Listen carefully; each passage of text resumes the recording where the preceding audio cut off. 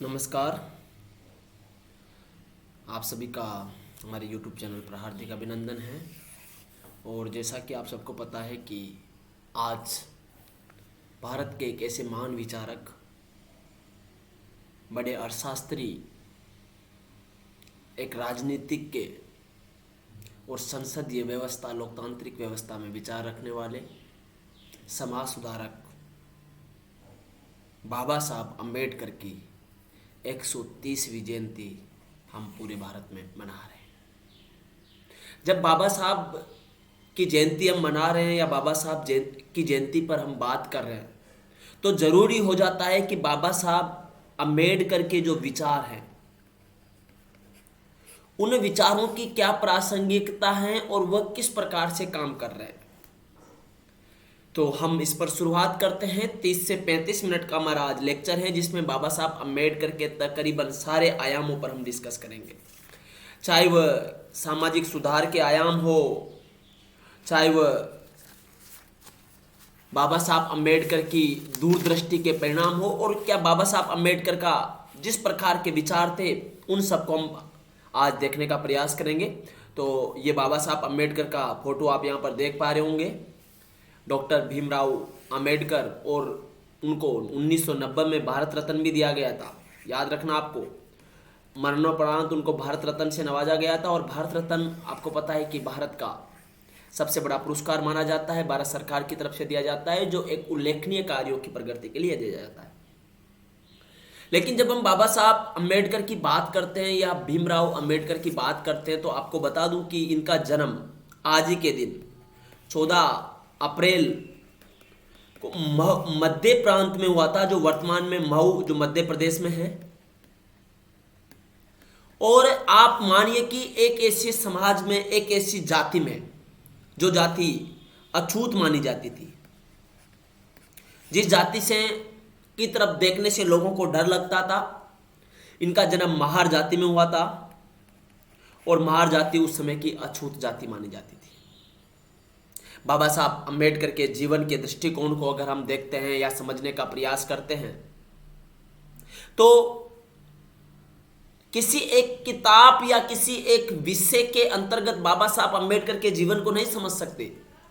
बाबा साहब अम्बेडकर के जीवन को समझने के लिए हमें बाबा साहब अम्बेडकर को जीना पड़ेगा, बाबा साहब अम्बेडकर के विचारों को अपनाना पड़ेगा, और अपने व्यक्तिगत जीवन में बाबा साहब अम्बेडकर के आयामों की तरफ आगे बढ़ना पड़ेगा। तब हम बाबा साहब अम्बेडकर की दूरदृष्टि को थोड़ा बहुत समझ सकते हैं, कंप्लीट तो फिर भी नहीं समझ सकते। और आपको मैं बता दूं कि हर एक सब्जेक्ट में, हर एक विषय में एक इंटरेस्ट होता है। बाबा साहब अम्बेडकर को अगर आप समाज शास्त्र पढ़ोगे तो वहां भी पढ़ोगे, राजनीतिक शास्त्र पढ़ोगे तो वहां भी पढ़ोगे, इकोनॉमिक आप पढ़ोगे तो वहां पर भी पढ़ोगे। यानी बाबा साहब अम्बेडकर की दूरदृष्टि देख लीजिए आप।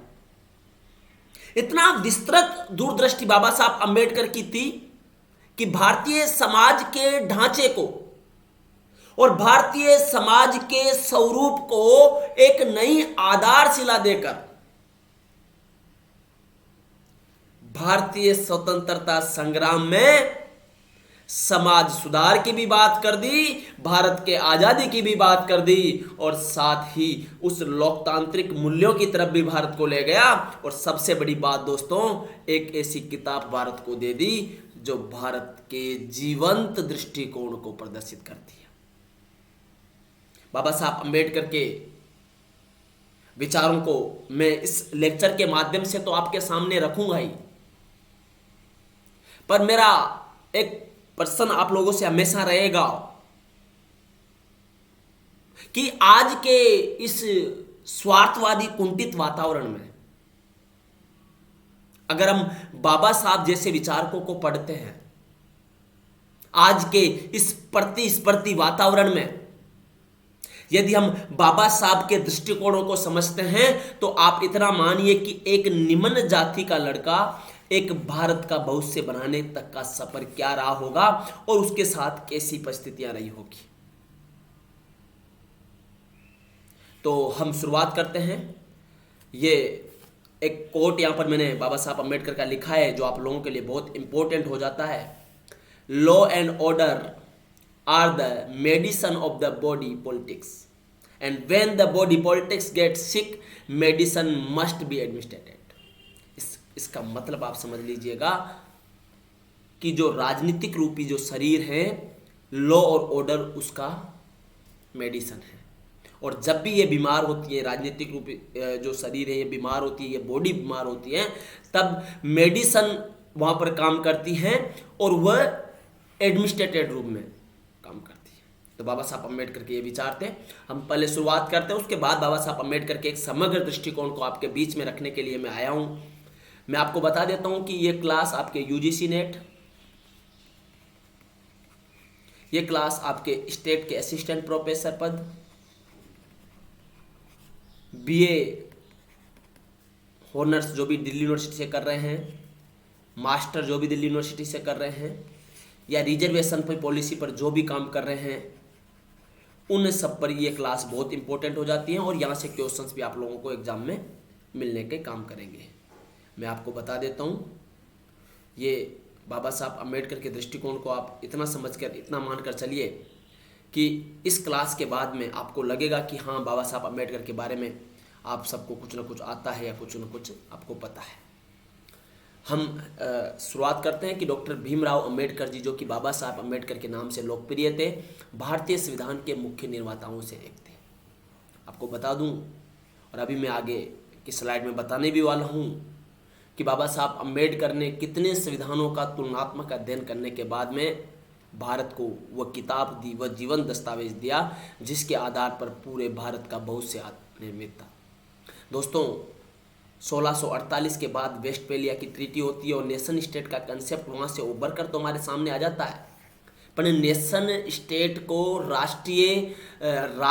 राज्य की संकल्पना को राष्ट्रीय चरित्र में फिराने का काम अगर किसी ने किया है तो वो बाबा साहब अम्बेडकर हैं, भीमराव साहब अम्बेडकर हैं।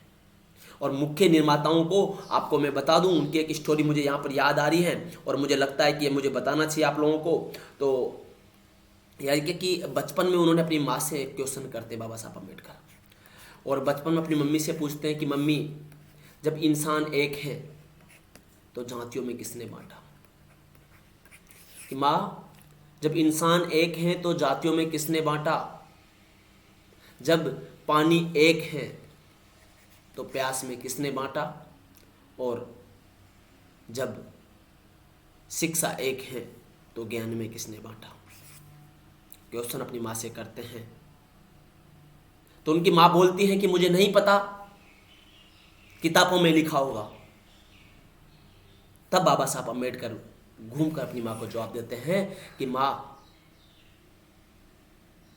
मैं बड़ा होकर एक ऐसी किताब लिखूंगा जो समानता के सिद्धांतों को सरोकारिता के साथ आगे बढ़ाने का काम करेगी, जहां किसी भी व्यक्ति के साथ जाति धर्म के आधार पर कोई भेदभाव नहीं होगा। और दोस्तों, बचपन में कही हुई बात को प्रतिरूप में लाने का काम बाबा साहब अम्बेडकर ने भारत के संविधान के रूप में वह किताब हमें देकर की है। आज के जो लोग प्रतिस्पर्धी माहौल से डर जाते हैं, अभावों से, सुविधाओं के अभाव में डर जाते हैं, उनको बाबा साहब अम्बेडकर का जीवनी पढ़ना चाहिए, बाबा साहब अम्बेडकर से कुछ सीखना चाहिए। एक कमिटमेंट जो अपनी माँ से बचपन में किया था, उस कमिटमेंट को पूरा करने का प्रयास वहां पर उन्होंने किया।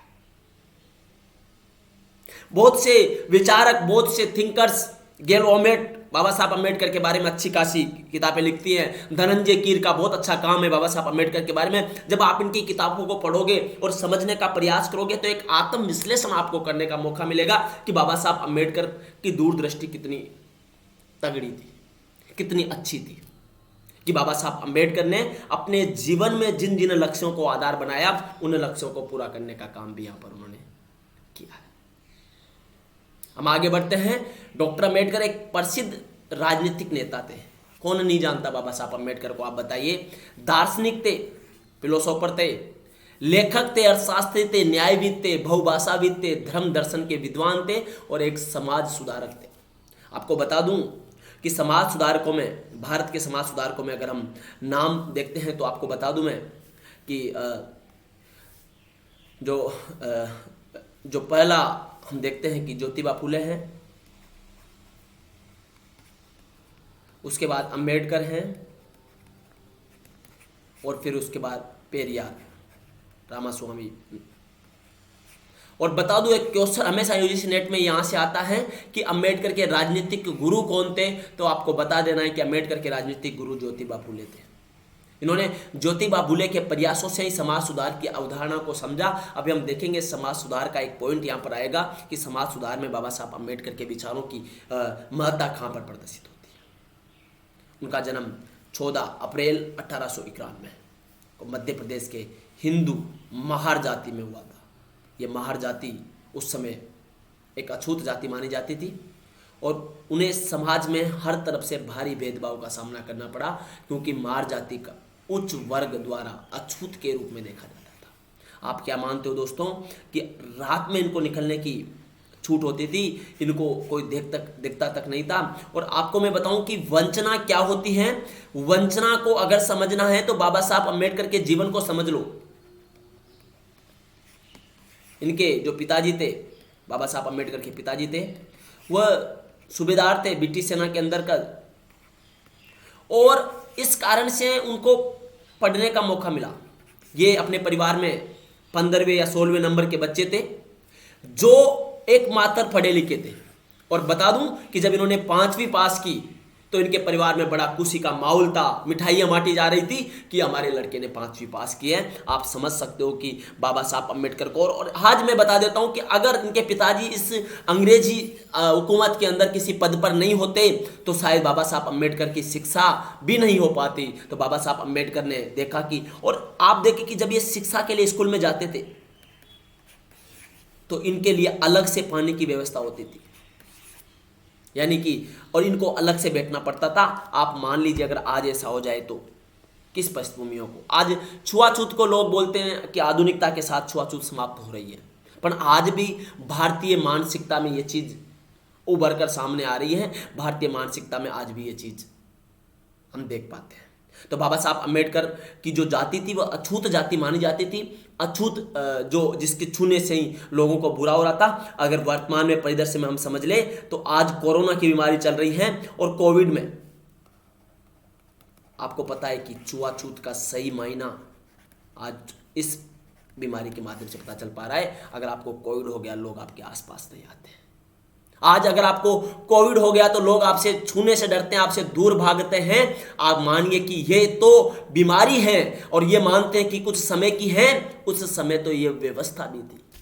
उस व्यवस्था से लड़कर बाबा साहब अम्बेडकर आगे बढ़े। 3 प्रमुख विचारक हैं, लिख लीजिएगा, याद रखिएगा आप, जो बाबा साहब अम्बेडकर के जीवन में अमिट छाप छोड़े थे। उन 3 विचारकों में महात्मा बुद्ध, उसके बाद में ज्योतिबा फुले और जॉन ड्यूई। ये एक अमेरिकी दार्शनिक थे और ये थे। तो ये याद रखिएगा कि बाबा साहब अम्बेडकर के जीवन पे 3 प्रमुख विचारकों का प्रभाव, तो महात्मा बुद्ध, फुले और जॉन ड्यू। और उनको माने कि वो अपने 3 गुरु मानते थे, जिसमें एक कबीर आ जाएगा, जॉन ड्यू को हटा दीजिएगा। तो बाबा साहब अम्बेडकर के गुरु तो वह 3 लोगों को अपना आदर्श मानते थे, महात्मा बुद्ध को, फुले को और कबीर को। और 3 लोगों के विचारों का उनके जीवन पर प्रभाव था। आशा करता हूँ यहाँ तक समझ में आया होगा। अब यहाँ पर आप मानिए कि एक चीज मैं बता देता हूँ आप लोगों को कि महात्मा बुद्ध, फुले और जॉन ड्यू को वो अपना मानते थे, पर वो अपने गुरु 3 लोगों को मानते थे, कबीर, महात्मा बुद्ध और फुले। तो महात्मा बुद्ध को इसलिए मानते थे क्योंकि महात्मा बुद्ध ने जातिहीन समाज की बात की थी। महात्मा बुद्ध ने एक आदर्शवादी समाज की बात की थी जहां पर किसी प्रकार की भेदभाव की व्यवस्था नहीं थी। फुले साहब ने जाति व्यवस्था के खिलाफ लड़ाई लड़ी, छुआछूत के खिलाफ लड़ी। और कबीर समन्वयवादी विचारधारा के समर्थक थे, समन्वय कोऑर्डिनेशन की बात करते थे। तो इन तीनों को वह इस आधार पर अपने गुरु के रूप में संज्ञा देते हैं। मैं आपको बता दूं कि बाबा साहब अम्बेडकर के जीवन को जब हम पढ़ते हैं या समझते हैं तो उनको इतनी आसानी से लोग ये कर देते हैं। बड़ौदा महाराज के गायकवाड़ थे, बड़ौदा के महाराज, उनने उनको छात्रवृत्ति प्रदान की। और जब उन्होंने उसको छात्रवृत्ति प्रदान कर दी तो वो पढ़ने के लिए यूएसए चले गए और यूएसए के कोलंबिया विश्वविद्यालय में उन्होंने पढ़ाई की। वहाँ से लंदन स्कूल ऑफ इकोनॉमिक्स में वो चले गए और वहाँ से यहाँ से इन दोनों से पीएचडी की उपाधि उन्होंने धारण की। उसके बाद 1923 में वो भारत लौटते हैं। याद रखिएगा, भारत में महात्मा गांधी 1915 में आ जाते हैं अफ्रीका से, अम्बेडकर उनसे 8 साल बाद भारत आते हैं और उनके बीच के मतभेदों के पृष्ठभूमि को भी हम समझने का प्रयास करेंगे। तो 1923 में वो भारत आते हैं और भारत आने के बाद वकालत प्रारंभ कर देते हैं और बाद में उनका झुकाव बहिष्करणीय हित सभा और कई प्रकार की सभाएं बनाकर वो भारतीय राष्ट्रीय स्वतंत्रता संग्राम की लड़ाई के साथ साथ दलितों, अछूतों और एक समग्र भारत, एक विचित्र भारत, एक राष्ट्र चरित्र की भावना से फलीभूत भारत की संकल्पना को सामने रखने का प्रयास बाबा साहब भीमराव अम्बेडकर करते हैं। हम आगे बढ़ते हैं। ये बाबा साहब भीमराव अम्बेडकर के बारे में थोड़ा सा एक की नोट्स हैं जो मैं आप लोगों के सामने रखने का प्रयास कर रहा हूँ। देखिएगा, 14 अप्रैल 1891 में उनका जन्म हुआ था और 6 दिसंबर 1956 को उनकी मृत्यु हुई थी। Indian jurist, economist, politician and social reformer माने जाते हैं। जो वर्तमान में हमारा RBI है, रिजर्व बैंक ऑफ इंडिया है, उसका जो आइडिया था हिल्टन यंग कमीशन की, उसके अंदर जो सदस्य वो बाबा साहब अम्बेडकर भी थे। तो उन्होंने बाबा साहब अम्बेडकर की देन इसको माना जाता है RBI को। The reserve bank of India was based on the ideas that Ambedkar presented to the Hilton Young commission. Hilton Young commission में एक बड़े अर्थशास्त्री भी थे ये, आपको याद बताता हूँ। अभी हम बात करेंगे कि उन्होंने असमानता के लिए कौन कौन से उपाय सुझाए। और बाबा साहब अम्बेडकर को पढ़ने के लिए एक समग्र, मैंने बोला था कि समग्र दृष्टिकोण अपनाने की जरूरत है। भारत के संविधान के निर्माता थे, भारत का संविधान उन्होंने बनाया और inspired modern Buddhist movement and campaign against social discrimination of Dalit, women and labour. 3 जो हम यहाँ पर वर्ग मान सकते हैं जिनके लिए उन्होंने काम किया, और इन 3 वर्ग को आप याद रखिएगा। ये क्वेश्चन UGC नेट में भी पूछा जाता है। दलित, वुमेन्स और लेबर, इन तीनों के लिए इन्होंने काम किया। इंडिपेंडेंट इंडिया के फर्स्ट लॉ मिनिस्टर थे। बाद में हिंदू कोर्ट बिल पर विवाद के कारण इस्तीफा दे दिया था। तो बाबा साहब अम्बेडकर की पृष्ठभूमि को बड़े विस्तृत तौर पर समझने की ज़रूरत है, और विस्तृत तौर पर समझोगे तभी बाबा साहब अम्बेडकर के आयामों को आप समझ पाओगे, तभी बाबा साहब अम्बेडकर के विचारों को आप समझ पाओगे। अब हम आगे बढ़े तो देखिए कि बाबा साहब अम्बेडकर के 2 कोट यहाँ पर दिए गए हैं। Life should be great rather than long. जिंदगी या जीवन मान होना चाहिए न कि लंबा। अब आप 80 साल 90 साल जीवन जी रहे हो मगर आपने जीवन में कुछ किया ही नहीं, तो बाबा साहब अम्बेडकर बोलते हैं आप चाहे 40 साल ही जी लो पर वो महान होना चाहिए। आपके बारे में लोगों के विचार पनपने चाहिए, आपके आइडियाज, आपके विचारों को लोग समझना चाहिए। आगे देखते हैं कि I like the religion that teaches liberty, equality and fraternity. मैं उस धर्म को मानता हूँ, मैं उस धर्म, उस रिलीजन पर विश्वास करता हूँ, मैं उस धर्म व उस रिलीजन को पढ़ने या उसको पसंद करता हूँ जो समानता, स्वतंत्रता और भाईचारे या बंधुता की बात कर सकता है। तो इतने महान विचार बाबा साहब अम्बेडकर के थे। ये अम्बेडकर के द्वारा लिखी गई किताबें हैं जो UGC नेट के लिए बहुत फेवरेट हैं। मैं आपको बता देता हूँ, अम्बेडकर के जीवन की ये किताबें हैं और बहुत ही महत्वपूर्ण हैं। ये क्वेश्चन भी आता है, ये उसके पत्राचार भी हैं, पत्र भी हैं जो पत्रिकाएं उन्होंने शुरू की और उनकी किताबें भी हैं। हम देख लेते हैं। मैं आपको यहाँ पर एक दिया गया है, मैंने कोट साइड में लिखा है, ये देखिएगा कि बाबा साहब के निजी पुस्तकालय जिसका नाम राजगृह, यह राजगृह में था उनका निजी पुस्तकालय, उसमें 50,000 से अधिक उनकी किताबें थी और ये विश्व का सबसे बड़ा निजी पुस्तकालय था। डॉक्टर बाबा साहब अम्बेडकर कुल 64 विषयों में मास्टर थे। आप बताइए, आप आज एक विषय को पढ़ने में ही हमारी दिक्कतें हमारे सामने आने लग जाती हैं। 64 सब्जेक्ट्स में मास्टर थे बाबा साहब अम्बेडकर। तो ये इनकी महत्वपूर्ण किताबों को मैं टच कर दूंगा, तो आप लिख लीजिएगा। उन्होंने भारत का राष्ट्रीय हंस लिखा 1916 में, भारत में जातियाँ और उनका मशीनीकरण 1916 में लिखा, भारत में लघु कृषि और उसके उपचार 1917 में लिखा। मूल नायक साप्ताहिक उन्होंने 1920 में, साप्ताहिक पत्र था मूल नायक, 1920 में शुरुआत की। ब्रिटिश भारत में साम्राज्यवादी वित्त का विकेंद्रीकरण 1921 में। रुपये की समस्या उद्भव और समाधान 1923 में। ब्रिटिश भारत के प्रांतीय वित्त का उद्भव 1925 में। बहिष्कृत भारत एक साप्ताहिक पत्र था 1927 में। ये इंपॉर्टेंट है क्योंकि UGC नेट में भी पूछा जाता है। जनता 1930 में। जाति का विच्छेद, ये बहुत इंपॉर्टेंट है, 1937 में किताब आई थी इनकी, जाति का विच्छेद। संघ बनाम स्वतंत्रता 1939 में। पाकिस्तान पर विचार 1940 में। श्री गांधी और अछूतों की विमुक्ति 1942 में। राणा दे, गांधी और जिन्ना 1943 में। कांग्रेस और गांधी ने अछूतों के लिए क्या किया 1945 में। शूद्र कौन है और कैसे, बहुत इंपॉर्टेंट किताब है, यूजीसी नेट में बार बार क्वेश्चन पूछा जाता है। महाराष्ट्रीय भाषाई प्रांत 1948 में भगवान बुद्ध और उनका धर्म 1900 मरने के बाद 1956 में उनकी डेथ हो गई है। उसके बाद में ये किताब लॉन्च हुई थी, बुद्ध एंड हिज धम्म। तो ये आपको ये महत्वपूर्ण है, 18 उनके ये महत्वपूर्ण काम हैं जिनको आप देख लीजिएगा, याद कर लीजिएगा, क्योंकि जीवन के हर मोर्चे पे कहीं ना कहीं आपको यहाँ से क्वेश्चंस मिल सकता है। संवैधानिक नैतिकता क्या है?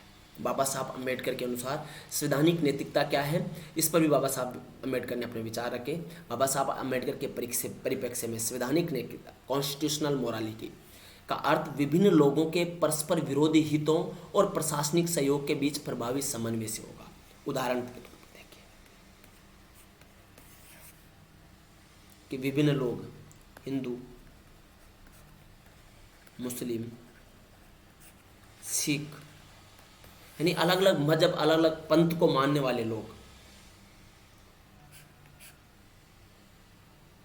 और प्रशासनिक एडमिनिस्ट्रेशन यानी गवर्नमेंट, इनके बीच में समन्वय, वही संवैधानिक नैतिकता है। ऐसा नहीं है कि अगर सरकार या गवर्नमेंट या प्रशासन ऐसा है कि हिंदू डोमिनेटेड है तो मुस्लिम के साथ गलत व्यवहार करें, या मुस्लिम डोमिनेटेड है तो हिंदू के साथ गलत व्यवहार करें। तो बाबा साहब अम्बेडकर के परिप्रेक्ष्य में संवैधानिक नैतिकता का अर्थ विभिन्न लोगों के परस्पर विरोधी हितों और प्रशासनिक सहयोग के बीच में प्रभावी समन्वयता से। उनके अनुसार भारत में जहाँ समाज में जाति, धर्म और भाषा और अन्य कारकों के आधार पर विभाजित किया गया है, एक सामान्य नैतिक विचार या नैतिक विस्तार की आवश्यकता है, तथा संविधान उस विस्तार में महत्वपूर्ण भूमिका निभा सकता है। और आपको पता है कि भारत के संविधान के आइडियल क्या है? समानता, स्वतंत्रता, बंधुता, इन सब पर भी काम करना पड़ेगा।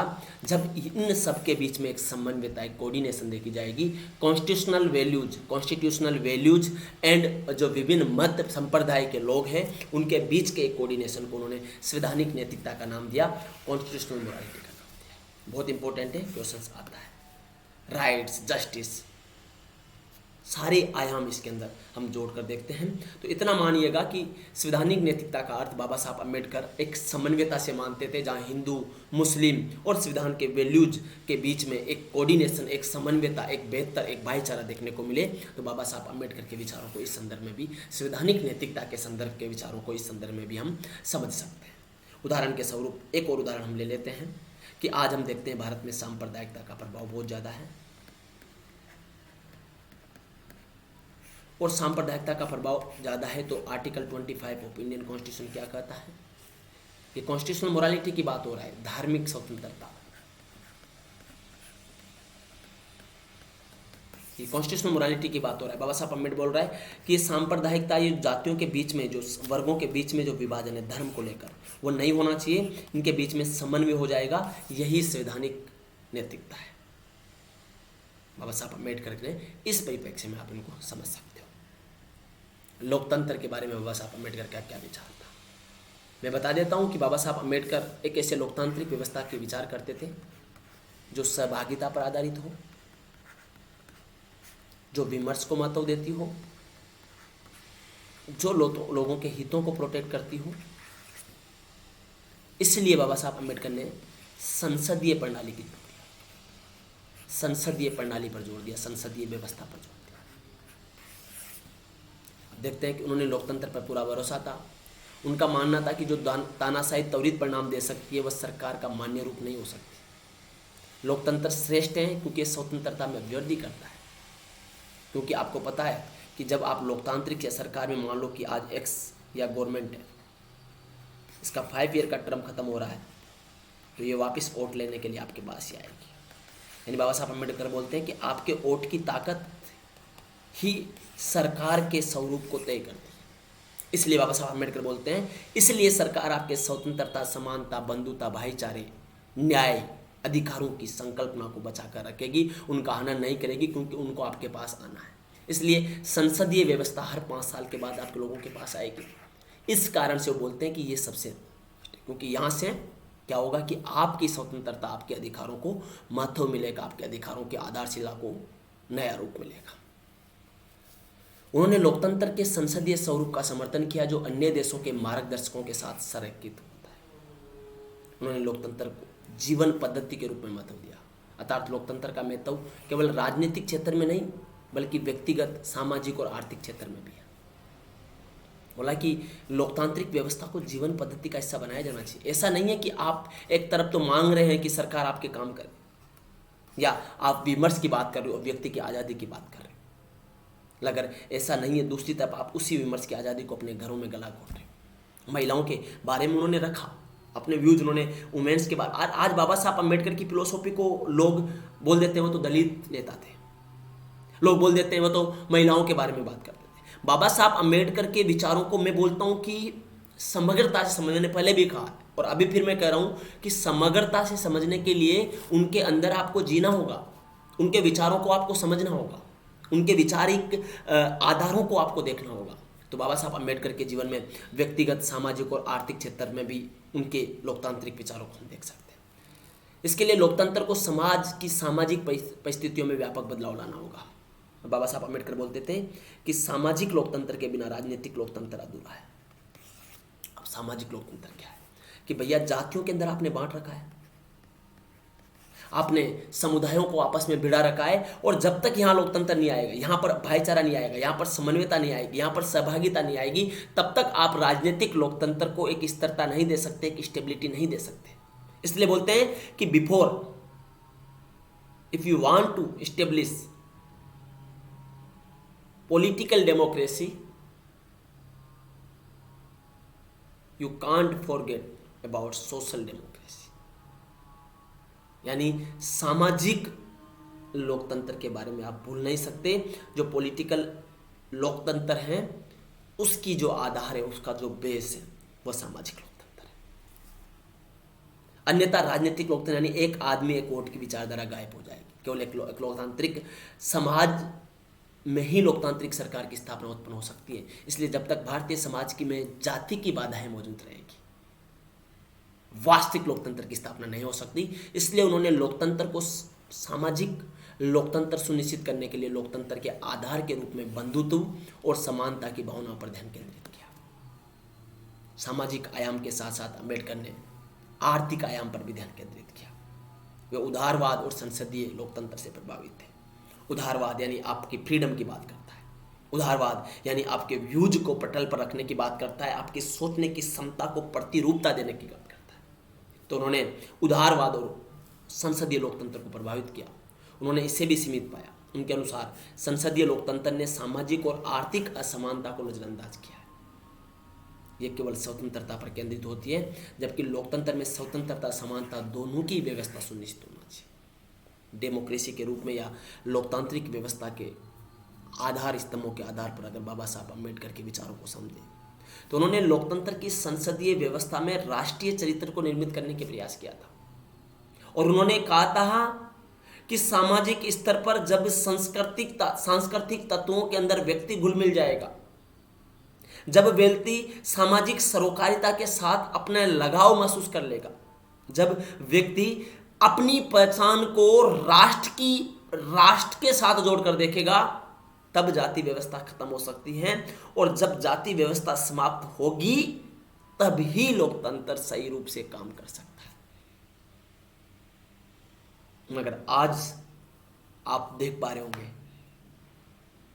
आज भी हालांकि हम देखते हैं कि आधुनिकता के साथ शहरीकरण के जीवन में ये भेदभाव या ये असमानता थोड़ी कम हुई है, पर ग्रामीण क्षेत्र पर जाकर आप देखिए, आप सर्वे करें, सेपोलॉजी कीजिए, आप सेपोलॉजी से आप विचार कीजिए। सरकार को करना चाहिए कि क्या बाबा साहब अम्बेडकर के विचारों की प्रयोक्ता तो हम बड़े बड़े मंचों से बोल रहे हैं, आत्मसम्मान की बात करते थे, सेल्फ रेस्पेक्ट की बात करते थे।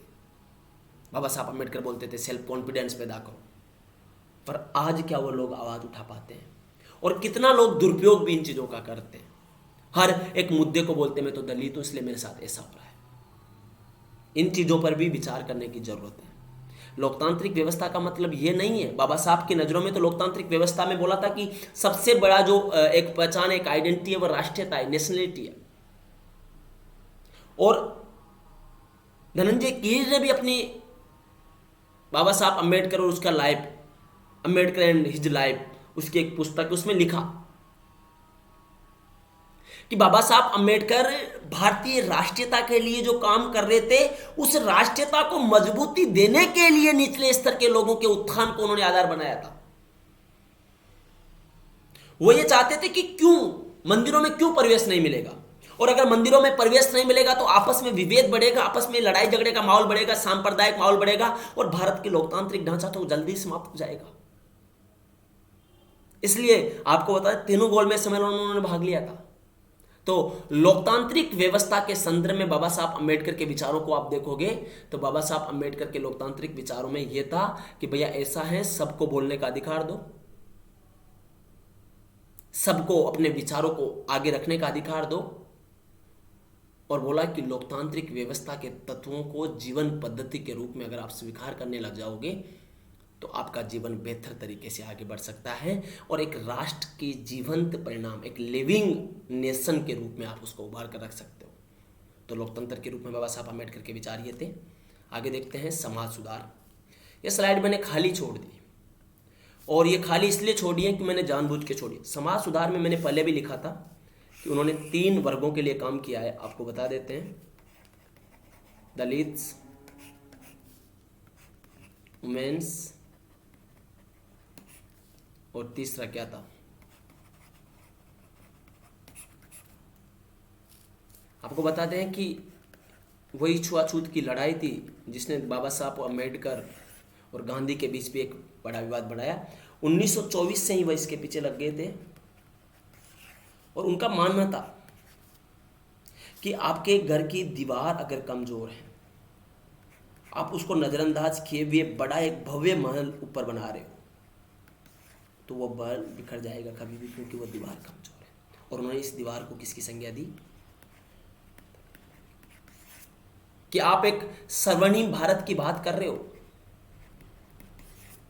आप एक मजबूत भारत की बात कर रहे हो, मगर इस व्यवस्था में जो विभाजन पर आधारित है, जो जाति भेद पर आधारित है, इसको समाप्त किए बिना आप एक स्वर्णिम महल नहीं कर सकते। इसके लिए पूरी अम्बेडकर की लड़ाई समाज सुधार पर थी, जाति व्यवस्था की समाप्ति पर थी। और बोला कि अब कैसे करें, तो उन्होंने बोला कि ऐसा करो, इनको आप प्रतिनिधित्व दे दो, रिजर्वेशन दे दो, आरक्षण दे दो,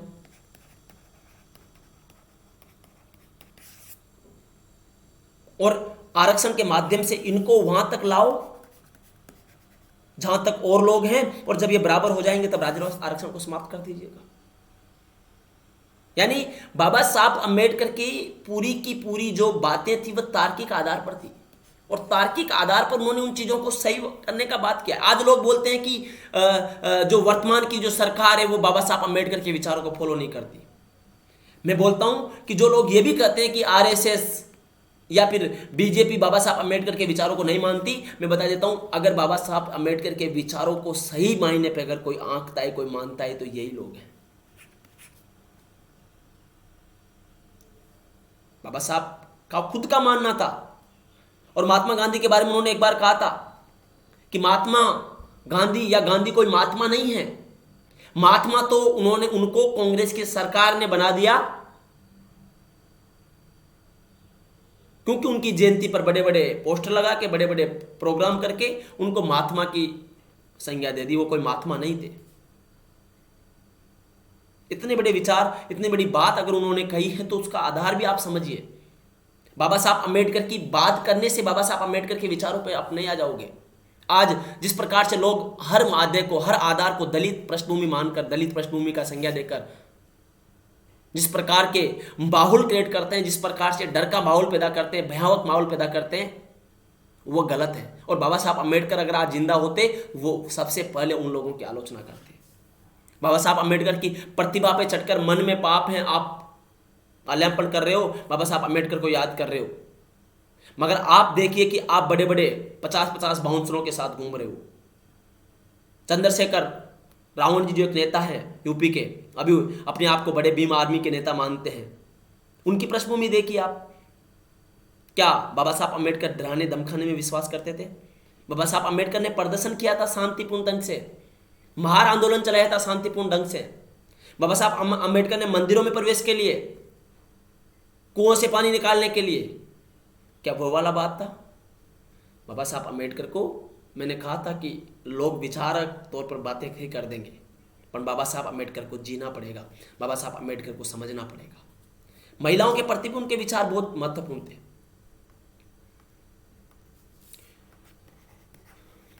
उन्होंने महिलाओं की वास्तविकता को समझा कि महिलाएं घर की चारदीवारी में कितना काम करती है, माँ की एक ये जिम्मेदारी महिलाओं की होती है, कार्य पैलेस पे भी उनका सारी चीज़ें। तो उन्होंने महिलाओं के लिए एक पृष्ठभूमि तैयार की।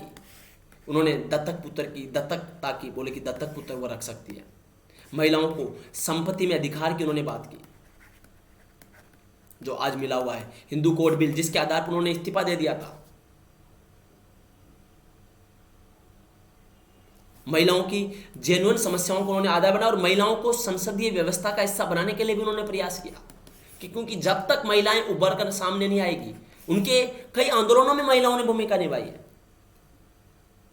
तो जेंडर या महिलाओं के ऊपर भी बाबा साहब अम्बेडकर के विचारों को नजरअंदाज नहीं किया जा सकता। ऐसा नहीं है कि बाबा साहब अम्बेडकर दलितों की बात करते थे, ऐसा नहीं है कि बाबा साहब अम्बेडकर केवल तो दलितों की बात करते थे, पर दलितों की बात के साथ वो अर्थव्यवस्था की भी बात करते थे, वो महिलाओं की भी बात करते थे, वो लेबर क्लास की भी बात करते थे, वो असमानता को दूर करने की भी बात करते थे। तो समाज सुधार पर बाबा साहब अम्बेडकर के पृष्ठभूमि को, उसके वैचारिक आधार को समझने के लिए बहुत सारी किताबें आपको मिल जाएगी। मैंने एक आधार स्तर आपको देने का प्रयास किया है। तो समाज सुधारक तो वो थे,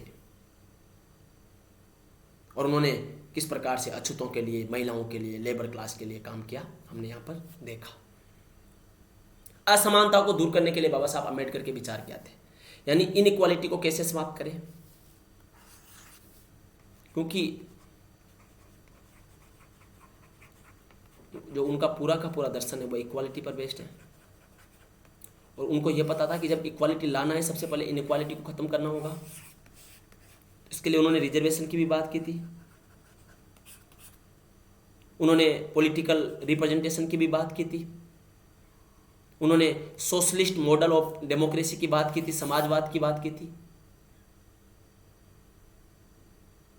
इन सारे आदम। और उन्होंने तो अंतरजातीय विवाह की बात की थी कि अंतरजातीय विवाह से जाति व्यवस्था के प्रति जो लोगों के जो रोष वो कम होगा। तो हम देख लेते हैं कि असमानता पर बाबा साहब अम्बेडकर के विचार क्या थे। राजनीतिक प्रतिनिधित्व की उन्होंने बात की, पॉलिटिकल रिप्रेजेंटेशन। अम्बेडकर मानते थे कि समाज के विभिन्न अल्पसंख्यक समुदायों का सरकार के विभिन्न अंगों में प्रतिनिधित्व होना चाहिए।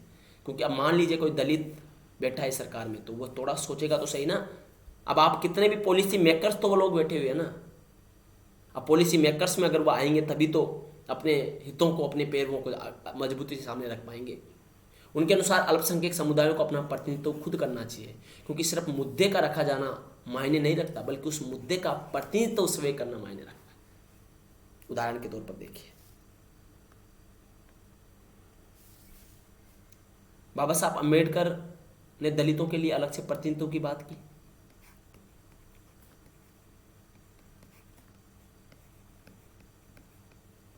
और प्रतिनिधित्व की बात के लिए उन्होंने बोला कि आप अलग से उनको क्या दीजिए, सीटें दीजिए। तीनों गोलमेज सम्मेलन में बाबा साहब अम्बेडकर ने दलितों की तरफ से मांग रखी। और देखते हैं कि 1932 में उन्होंने हिंदू धर्म से बाहर दलितों के लिए मांग कर दी, तो गांधी जी अनशन पर बैठ जाते हैं। बाबा साहब अम्बेडकर को अन्य जो नेता थे उस समय के, वो आके बोलते हैं कि गांधी जी दुबले पतले आदमी थे, बहुत कमज़ोर थे, तो कि अम्बेडकर ये मरवर गए गांधी जी, तो तुम्हारा लेना से देना पड़ जाएगा। अब भूखा अनशन पे बैठे हुए हैं, कल तो पूरे भारत के लोग तुम्हें कभी नहीं छोड़ेंगे। बाबा साहब अम्बेडकर नहीं चाहते थे उनसे मिलना उस समय पे, पर उनको मिलना पड़ा, क्योंकि उनको डर बिठा दिया था। उनको लग रहा था कि अगर मर गए तो वास्तव में भारत के लोग उनको नहीं जीने देंगे, क्योंकि भारत के तो महान लोग हैं। इसलिए बाद में फिर एक समझौता होता है, पूना पैक्ट। हिंदू समाज के अंतर्गत ही उनको अलग प्रतिनिधित्व की बात की, उनकी सीटें बढ़ाई गई, तो दलितों के लिए प्रतिनिधित्व। और उन्होंने बोला कि ये मायने नहीं रखता मुद्दा आप उठा रहे हो, उस मुद्दे का प्रतिनिधित्व करना, उसका रिप्रेजेंट करना, उसके लिए लड़ना, वहाँ उसको उठाना, और उसके लिए पॉलिसी फ्रेमिंग में उसको ले जाना, ये मायने रखता है। तो राजनीतिक प्रतिनिधित्व या पॉलिटिकल रिप्रेजेंटेशन के माध्यम से वो इनइक्वालिटी को समाप्त करने की जोर देते थे। सहकारी खेती। स्वतंत्रता से पहले भारत की ज़्यादातर आबादी ग्रामीण थी, जहाँ आजीविका का मुख्य स्रोत कृषि थी, एग्रीकल्चर। परंतु कृषि की जमीनों पर जमींदारी और कुछ उच्च जातियों का कब्जा था। अब ये तो हैगा ही ना, ये तो आप मानकर चलिए कि जब ग्रामीण परिदेश में या आज़ादी के बाद 1947 के बाद में क्या अचानक तो आप चीज़ों को कंट्रोल नहीं कर सकते, और जमींदारी सिस्टम था। वहाँ पर गरीब लोग, अछूत लोग, दलित लोग वहाँ खेतों में काम करते थे, और अधिकतर जातियाँ क्या थी, भूमिहीन थी, और उनकी मजदूरी पर कार्य करती। स्वतंत्रता संघर्ष के दौरान भारतीय राष्ट्रीय कांग्रेस ने देश में जमींदारी प्रथा का उन्मूलन करके भूमि सुधार लागू कर सरकारी खेती कराई जाने का वचन दिया था, परंतु राजनीतिक कारणों से स्वतंत्रता के बाद इसको लागू नहीं किया जा सका। तो बाबा साहब अम्बेडकर बोलते थे कि आप सरकारी खेती करवा दो, सामूहिक खेती करवा दो, सरकार ले ले उसको, कैचअप कर ले जमींदारों से, और उसके बाद बांट दे गरीबों में। यह सरकारी कृषि के कंसेप्ट से क्या होगा कि वह फिर अपने लिए काम करने लग जाएंगे, उस भूमि का उपजाऊपन भी बढ़ेगा, उस भूमि पर वो इन्वेस्ट भी करेंगे, लेबर तो इन्वेस्ट कर ही रहे हैं, उसके साथ उनको जो आउटकम मिलेगा उससे वो बेहतर तरीके से उसको रखेंगे। तो बाबा साहब अम्बेडकर का दूसरा असमानता दूर करने का एक जो कंसेप्ट था वह सहकारी खेती था। तीसरा था सेपरेट सेटलमेंट। स्वतंत्रता से पूर्व गाँव की व्यवस्था जजमानी प्रथा से चलती थी, जिसमें एक जाति दूसरी जाति पर निर्भर होती थी। इस निर्भरता की वजह से सवर्ण जातियां दलित जातियों को विभिन्न प्रकार से शोषण करती थी। इस तरह से शोषण से निकलने के लिए ही अम्बेडकर ने सेपरेट सेटलमेंट का, तटस्थ सेटलमेंट, यानी ऐसा नहीं है, अब होता है ना, आज भी आप जाते हो गांव में तो बड़े बड़े बुजुर्ग लोग जो बोलते हैं जजमान जी, अरे जजमान जी, जजमान का मतलब होता है यहाँ पर ताकतवर व्यक्ति था ये, और इसके हाथ में था सारा, इसी के अंदर में काम करते। बोला सेपरेट सेटलमेंट कर दो, कोई दिक्कत ही नहीं रहेगी। पे बैक टू सोसाइटी या given back to mechanism, given back mechanism पर भी इसको हम देखेंगे। अभी मैं इसको रोल से भी लिंक करने का प्रयास करूंगा। जो रोल से आप यहाँ पर देखिए, पे बैक टू सोसाइटी। अम्बेडकर सरकार की सीमाओं से परिचित थे, जिसकी वजह से ही उन्होंने अपने समाज में नौकरी पेशा लोगों से कहा था कि शोषितों और वंचितों को ऊपर उठाने के लिए वे आर्थिक रूप से मदद करें, जिसे पे बैक टू सोसाइटी बोलते हैं। अब ऐसा है कि भाई आपके पास ज़रूरत है आपको 100 रुपये की, आपके पास कितने हैं, 10,000, बोल रहे हैं 100 की, तो 100 का 10 गुना आप रख लो, 1,000, उसके बाद जितना पैसा है समाज को बांट दो, दान दे दो। इससे क्या होगा, पे बैक टू, यानी बोलते बाबा साहब अम्बेडकर और जॉन रॉल्स ने भी अमेरिका में इस चीज़ को, अफर्मेटिव एक्शन की पॉलिसी पे उन्होंने जब समर्थन किया था, वॉल ऑफ इग्नोरेंस की उन्होंने बात की थी, उसमें उन्होंने कहा था कि व्यक्ति का एक कर्तव्य होता है सोसाइटी के प्रति, समाज के प्रति, जो गिवन बैक टू सोसाइटी के मैकेनिज्म पे काम करेंगे, ताकि जो निचले स्तर के लोग हैं उनको ऊपर उठाकर लाया जा सके, ताकि उनको एक आधारशिला दिया जा सके, उनको मुख्य धारा में शामिल किया जा सके। तो बाबा साहब अम्बेडकर का भी यहाँ पर यही मानना था कि नौकरी पेशा जो लोग थे उनके लिए बोला आर्थिक रूप से मदद करें जो शोषित लोग हैं, जिससे हम पे बैक टू सोसाइटी के रूप में। तो बाबा साहब अम्बेडकर के असमानता को दूर करने के जो विचार थे, राजनीतिक प्रतिनिधित्व, सहकारी खेती, सेपरेट सेटलमेंट और पे बैक टू सोसाइटी। आगे चलते हैं, कुछ तथ्य हैं जो इम्पोर्टेंट हैं, अपने एनटीए का नेट का एग्जाम आने वाला है, और वैसे भी कई असिस्टेंट प्रोफेसर और उनके लिए भी, तो इनको आप थोड़ा देख लीजिएगा। वर्ष 1923 में उन्होंने, हम आगे पीछे आ गए तो हम वापस आ जाते हैं, यहाँ पर कोई दिक्कत नहीं है। वर्ष 1923 में उन्होंने बहिष्कृत हितकारिणी सभा, आउटकास्टेड वेलफेयर एसोसिएशन की स्थापना की, जो दलितों के बीच शिक्षा और संस्कृति के प्रचार प्रसार के लिए समर्पित थी।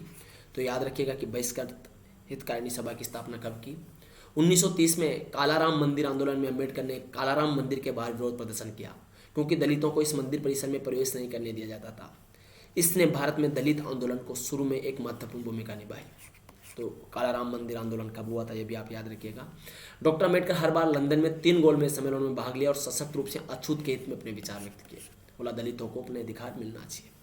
वर्ष 1932 में महात्मा गांधी के साथ पुनः भेंट, ये क्वेश्चन बहुत इंपॉर्टेंट है, क्वेश्चन पूछा जाता है, हस्ताक्षर के जिसके परिणामस्वरूप वंचित वर्गों के लिए अलग निर्वाचन मंडल का विचार को त्याग दिया गया। हालांकि दलित वर्गों के लिए आरक्षितों की संख्या प्रांतीय विधानमंडल में 71 से बढ़ाकर 147 तथा केंद्रीय विधानमंडलों में कुल सीटों का 18% कर दी गई, यानी हिंदू समाज के अंतर्गत ही दलितों की सीटें बढ़ा दी गई 1932 के पुनः पैक्ट में। 1936 में बाबा साहब अम्बेडकर ने स्वतंत्र labour party, independent labour party की स्थापना कब की? तो 1936 में उन्होंने इंडिपेंडेंट लेबर पार्टी की स्थापना की। 1939 में द्वितीय विश्व युद्ध के दौरान उनकी बड़ी संख्या में नाजीवाद को हराने के लिए भारतीयों को सेना में शामिल होने का आह्वान किया। 14 अक्टूबर 1956 को उन्होंने अपने कई अनुयायियों के साथ बौद्ध धर्म ग्रहण कर लिया।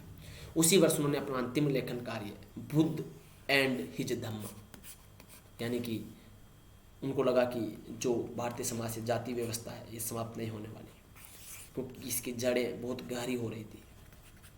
और बाबा साहब अम्बेडकर को लगा कि मैं ऐसे समाज में नहीं बनना चाहता जहाँ नीचे या कमज़ोर लोगों को समाज का हिस्सा ही नहीं समझा जाता। इसलिए उन्होंने क्या कहा? उन्होंने बुद्ध एंड हिज धर्म ज्वाइन कर लिया।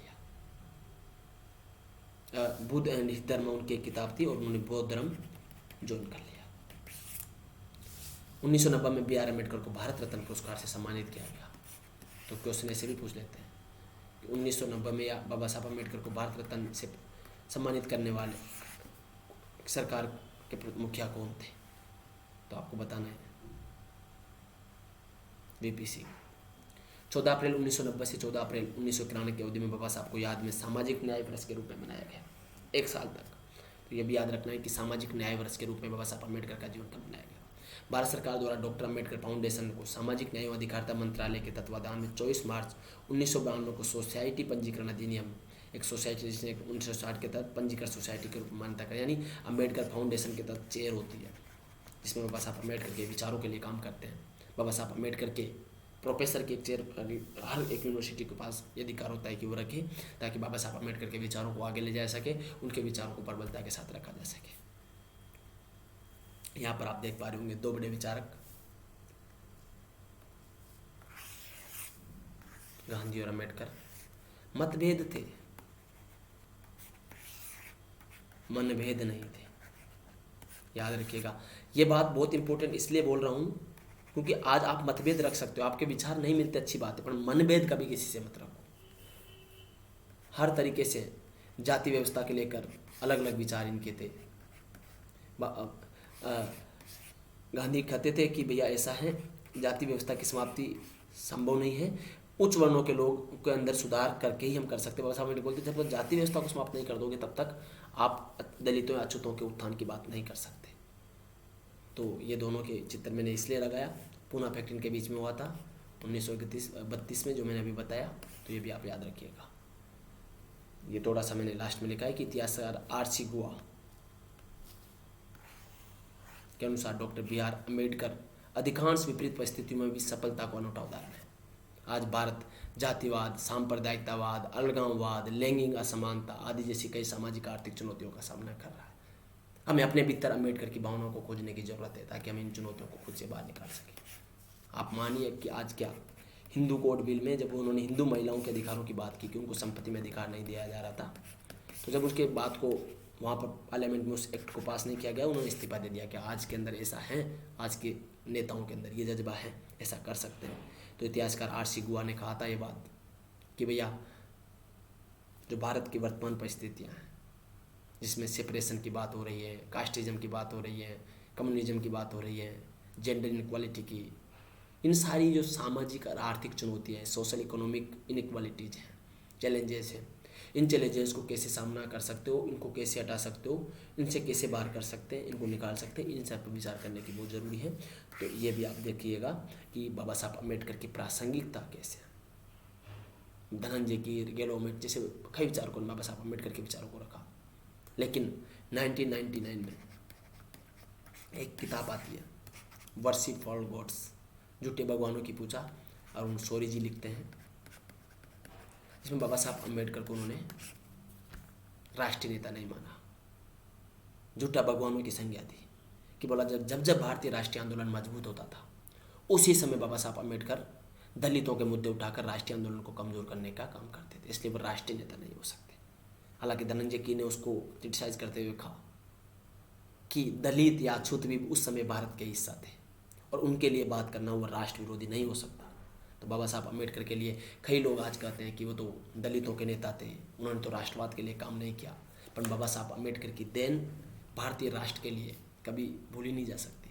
राष्ट्रवाद के उनके विचारों को कभी भूला नहीं जा सकता। लोकतंत्र पर उनके विचारों को, सामाजिक समानता के सिद्धांत पर काम करने वाले उनके विचारों को कभी भूला नहीं जा सकता। आज जिन लोगों को रिजर्वेशन व्यवस्था पे तकलीफें होती है, बाबा साहब अम्बेडकर का विचार था उस समय पे। ये नहीं कहा जा रहा, बाबा साहब अम्बेडकर भी इस चीज़ को स्वीकार करते थे कि हाँ, रिव्यू होना चाहिए, समीक्षा होना चाहिए। मगर आज देख रहे हैं कि भारतीय राजनीतिक व्यवस्था का ढांचा अलग रूप ले रहा है, और वहाँ पर बाबा साहब अम्बेडकर को समझने के लिए लोग बस एक पृष्ठभूमि, एक सिनेरियो अपने अंदर दिमाग में सेट कर लेते हैं कि अच्छा हुआ ऐसे है। बाबा साहब अम्बेडकर को खुली किताब के रूप में देखिए, बाबा साहब अम्बेडकर के जीवन को खुले विस्तृतता के रूप में आपको देखना चाहिए। तो मित्रों, अब ये हम समाप्त करेंगे। ये हमारा MG अध्ययन पॉइंट है। MG अध्ययन पॉइंट हमारा यूट्यूब चैनल है, इसको आप सब्सक्राइब कीजिए, लाइक कीजिए, शेयर कीजिए, और हम ऐसे ही बहुत सारे क्वेश्चंस, बहुत सारे थिंकर्स को आपके बीच में लाने का प्रयास करते रहेंगे। आज हमने बाबा साहब अम्बेडकर को पढ़ा है, किसी अगले लेक्चर में किसी अगले विचारक को हम देखने का प्रयास करेंगे। सभी को बताइएगा, और मैं फिर कहता हूँ कि महापुरुषों को पढ़ने के लिए अपनी सोच को संकीर्णता के साथ एक जगह स्तर मत रखिए, उसको विस्तृतता के साथ आगे ले जाइए। उनको समझने के लिए आपको इतना रखेंगे, तब आप उनकी भावनाओं को समझ पाओगे। नमस्कार। आपको सभी को बाबा साहब भीमराव अम्बेडकर की जयंती पर बहुत बहुत शुभकामनाएं, अभिनंदन। जल्दी मिलते हैं एक नए लेक्चर के साथ। Thank you so much.